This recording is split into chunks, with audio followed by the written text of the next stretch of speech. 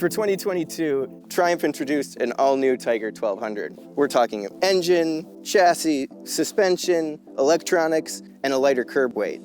Now, just 2 years later, Triumph has updated the engine, the suspension, and the ergonomics. After a day riding in Scotland, I can definitely say that the updates are beneficial. Are they game changers? Maybe not. We'll talk more about that later. The biggest change for 2024 is to the engine. To increase inertia, Triumph updated the crankshaft, the balancer shaft, and the alternator rotor.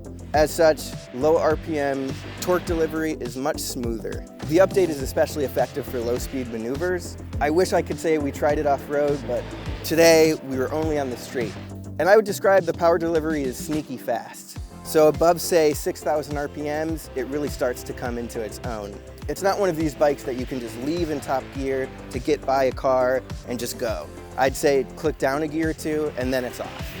My biggest criticism of this bike is an abrupt on-off throttle response. It's not a big deal, but in the morning, straight away it was the first thing I noticed. Once you're on the throttle, neutral throttle and above, it's fine, but that first initial touch of the throttle can be a little bit abrupt. In the afternoon, however, it really didn't bother me as much, but if that's the biggest complaint, then I think Triumph did a really good job. So the Tiger 1200 uses Showa semi-active suspension, and at the end of last year, Triumph introduced Active Preload Reduction, which means when you come to a stop, you hold this home button for about a second, and it lowers the rear shock by about 20 millimeters. It just helps you get your feet on the ground that much easier. But now for 2024, it's standard across all the models. One of my favorite features about the semi-active suspension is that you can pull up the damping right on the dash and you can on the fly adjust from comfort to sport. So on today's really bumpy roads, I just turned it all the way down to comfort and could cruise, and it was incredibly smooth. And then when we could wick it up a little bit in spite of the rain, I had a lot more braking support and could really dive into corners with much more confidence. Ergonomic updates include a flatter profile seat, a longer clutch lever, damped handlebar risers, and the GT models also have improved ground clearance with higher, closer-in foot pegs.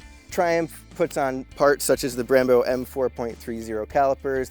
One thing that's important to note for US customers is that for 2024, only the Explorer models will be available. In 2025, Triumph says that the full range will be available once again. Explorer models include a larger capacity gas tank, blind spot detection, a heated seat as standard, and tire pressure monitoring system. What I like most about the 2024 updates is that it's evidence that Triumph is really listening to its customers. If you already own a 2022 or 23 model, is it worth trading it in for one of these new ones? Probably not. But is it added value for customers who are first-time buyers who are looking at the 2024 model? Definitely. So check it out at your local Triumph dealer.